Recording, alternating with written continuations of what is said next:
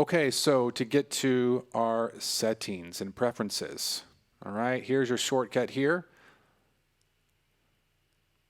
So general settings, let's go through the essential ones. Dual monitors, if you want two monitors on the screen, meaning one picture being you, one picture being the other, and you could actually manipulate that, like if you have two screens, or if you have a computer screen, you have another monitor. I personally don't use that. I'm going to uncheck it. I accidentally checked it earlier. I don't need to see myself. I see myself in a little corner, but that option is there. Enter full screen with the participant shares their screen. I think this is good to have, so when they share the screen, you don't have to maximize it. It's just already there. Scale to fit shared content. Make sure that's checked. It should be already checked so it doesn't clip off anything. Prompt a confirmation before leaving the meeting. I would definitely do that so you don't accidentally close the meeting. So that's just kind of a double check right there. Show my meeting duration. Some people like to do that. You know, you have a clock on your computer. You can keep track of it that way. Whatever you prefer. And you know, here, make sure you add Zoom to the menu bar so you can get to Zoom from many different ways. Side-by-side mode. This is similar to the dual monitors, but for screen sharing. I wouldn't worry about that. Okay, so those are your general settings. Okay, so video settings. Obviously, you can select your camera there. If your camera is not working, unplug it, plug it back in. If that doesn't work, then stop the program, come back in. If that doesn't work, then try another port, another USB port. If that doesn't work, then reboot. Okay, that goes for the same with the camera, and that's for the microphone.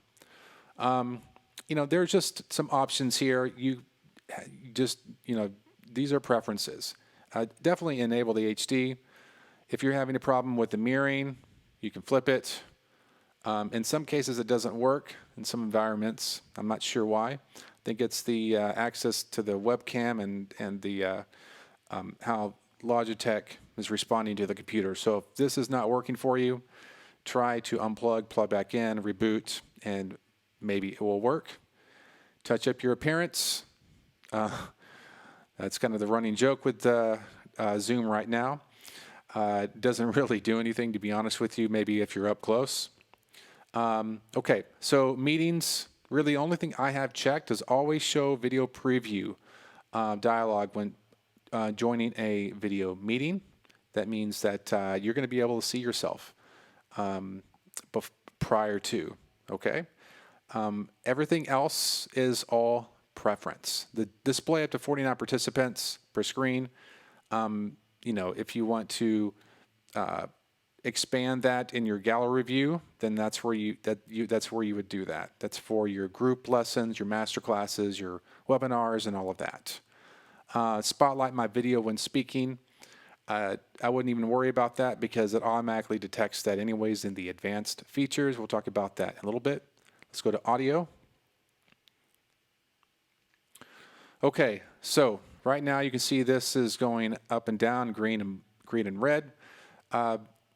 This is where you would select your mic if you have something other than a computer mic. Same thing goes for the USB. Make sure to unplug and plug it back in. Go through that troubleshooting process. If you have special headphones using special speakers, this is where that's going to be. And now what you want to do is make sure you mess around with these here, the input volume. If you're a saxophonist, drummer, or maybe the mic is just real close to the piano for some reason, you may want to put this input down, okay, if you hear it peaking or clipping. So be careful with that.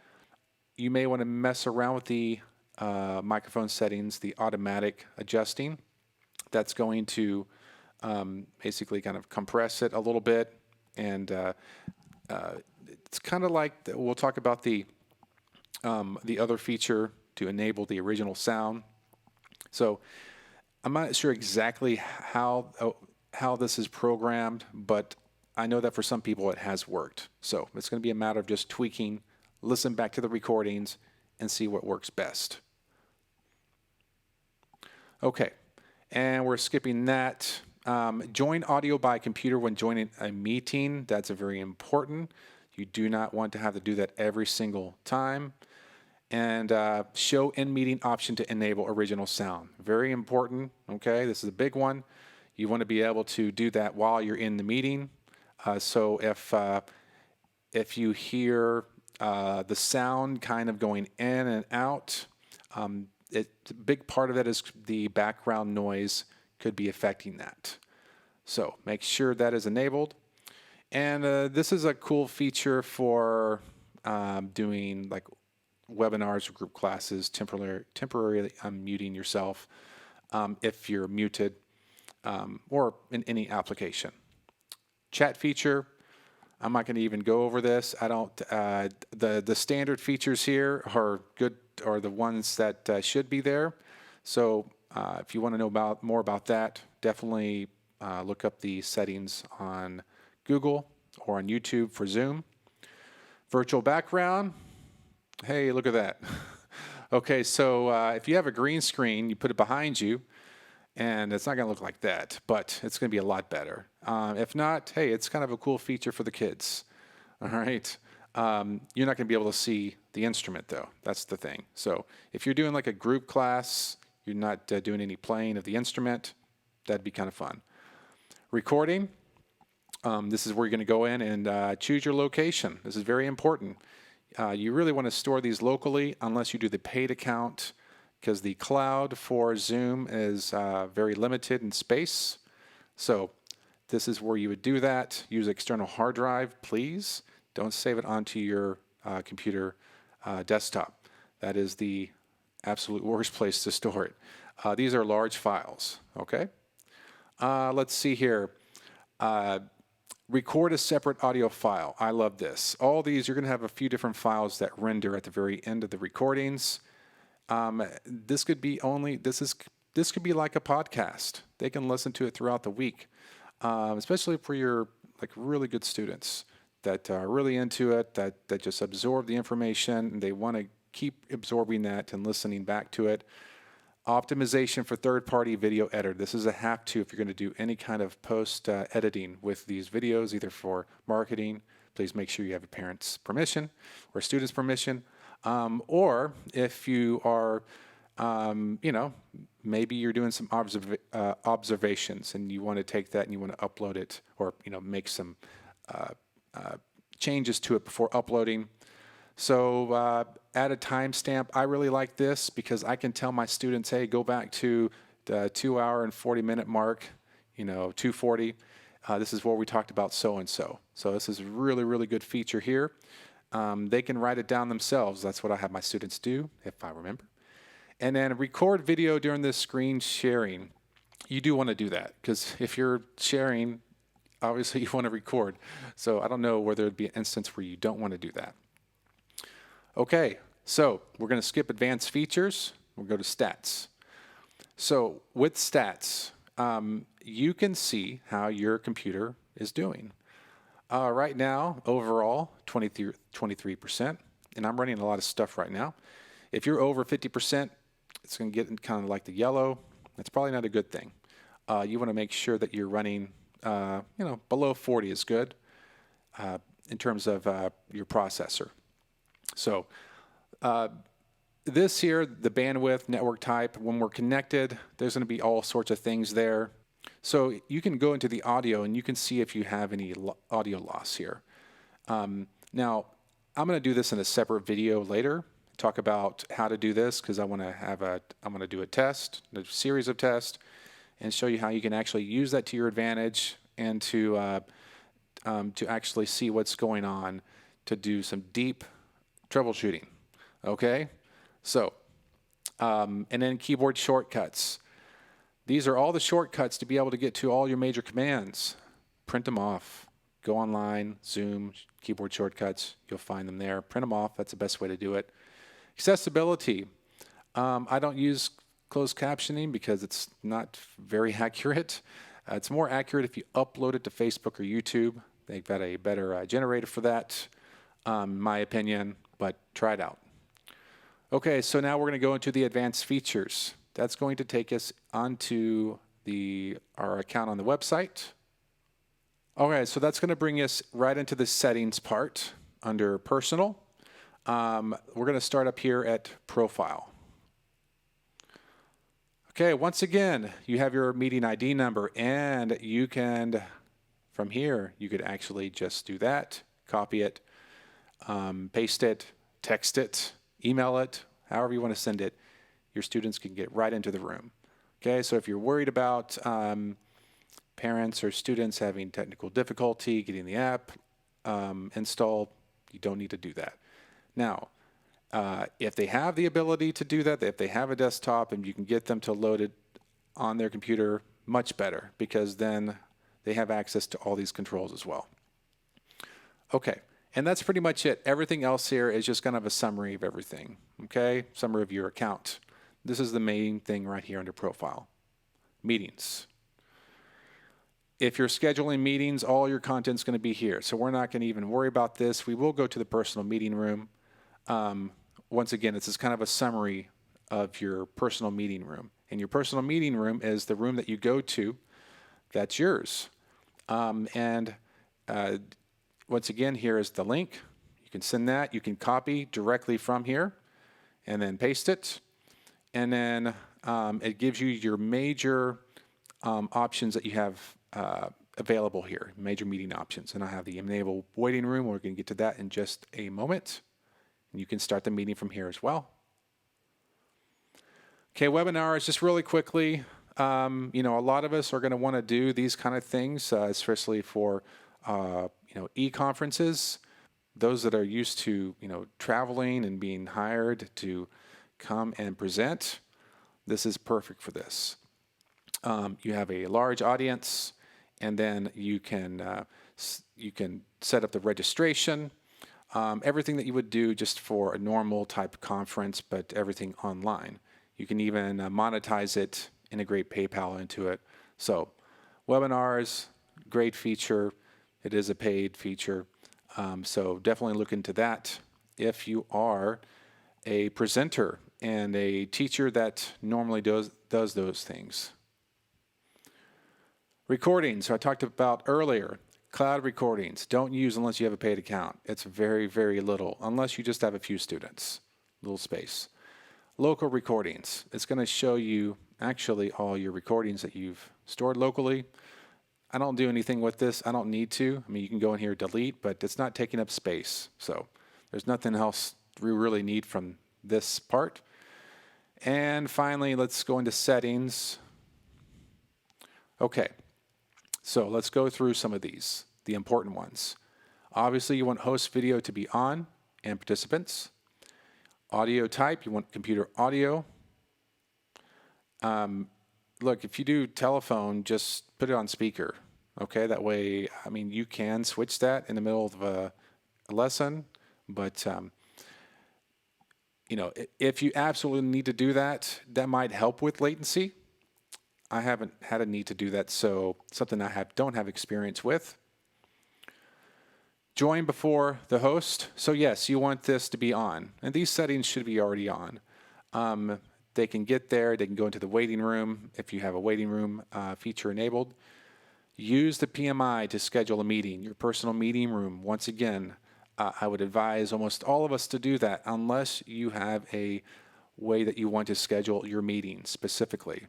There's almost every advantage to just using your PMI.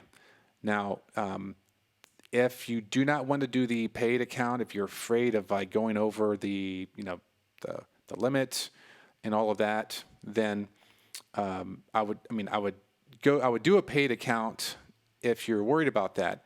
If not, then maybe you do schedule the meetings, because if you do schedule the meetings, then you're not going to go over, and people are not going to be coming in early. Okay, so it's very important to figure out how you want to do that, or to schedule breaks between lessons. Okay, none of this you need here. Unless you want to do passwords, that's all preference. Okay, so we're going to skip all of this. Mute participants upon entry. You would do that in a group setting, Okay, otherwise, don't see the need for it. Meeting reminder, you know, we all have probably calendars that we use, right? Encryption, this is just for like certain operating systems, maybe older ones, and you may need to, it may require that, or maybe we're using the Zoom room, which is the paid feature, and you need to be able to use some of the advanced features and be able to broadcast out live. I think it has something to do with that for sure. Okay, chat. Keep that open just in case for troubleshooting, right? Or if people want to chat before the lesson, if you're doing a group lesson or doing a meeting of some sort. Private chat, you can allow people to do one-on-one as well. You can save the chats as well. I only do this for like troubleshooting stuff, so I can go back and remember steps that I went through for my teacher clients. Play the sound when participants join and leave. I leave this on. I'd like to hear that ding dong. I want to hear that, right? So I can occupy myself with other things. File transfer. I don't need this on, but those that use that feature, obviously you need that.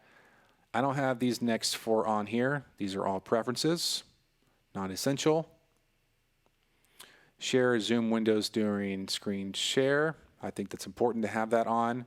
Same thing with screen sharing. If you want to use that particular feature, that's a big feature. One of the reasons why we use Zoom. And then we can do annotation. We can do the whiteboard, and then remote control. That allows us to take over the other person's computer. They're going to have to give you access and control for that. So, I would advise you to be very tech savvy. And if you're not, don't worry about remote control, okay? We're not here to give our students tech support. We're here to give them music lessons. So we need to have ways to work around that, and then afterwards we can focus on what the issue is. Okay, just going down. Okay, breakout room. This is a key one right here for your groups. I have remote support on. So that was not allowing me to, so let me do this. Okay, breakout room. So I think everybody kind of knows about this, hopefully, with larger groups, split them off into different virtual rooms. So you can check on how they're doing individually, either with practice or with their assignments.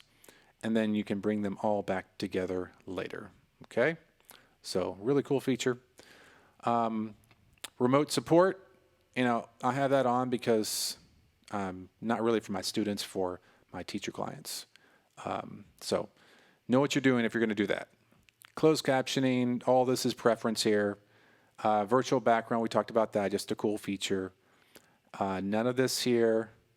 And then allow users to select original sound. You definitely want that on. You want to have that option so that way we can experiment with getting a better sound there. Waiting room. I think most of you are going to want to do this so that way people aren't bumping into each other. You can use the free account without worrying about limiting to 40 minutes. Okay. Don't do this one here. This one is the one that had like security privacy issues, even though they fixed it. It's basically you can link directly from online. I wouldn't see any need to do this unless someone can just download the app. They're having trouble with it, and you do it that way. Okay, they're using your computer, and then they can get through through the browser. So, I like this email notification here because sometimes I'll be working on stuff. I'll get an email before they even get into the room. Okay, sometimes I like, especially with my students in China and Australia, it takes like a minute to connect. So I like that. The blur snapshot is basically kind of a privacy thing for your desktop when you're screen sharing, making sure that you don't accidentally, and also on your iOS devices when you're switching apps, make sure that it doesn't see anything you don't want them to see. So just keep your desktop clean, all right? And that's pretty much it. This here is for broadcasting. If you want to do a live broadcast integrated with Zoom, you're going to need this key in this secret code. Okay, so we get to the recording features. you know, this is all kind of preference. Local recording, you know, if you want to do recording. And if you want to give participants permission. So if you don't record but the student wants to, you need to have this checked, okay? Automatic recording, feel free to do that if you want, and a disclaimer as well. So, and then the telephone options, I never use these, so feel free to experiment with it if you want to try this versus like a real telephone as a backup plan.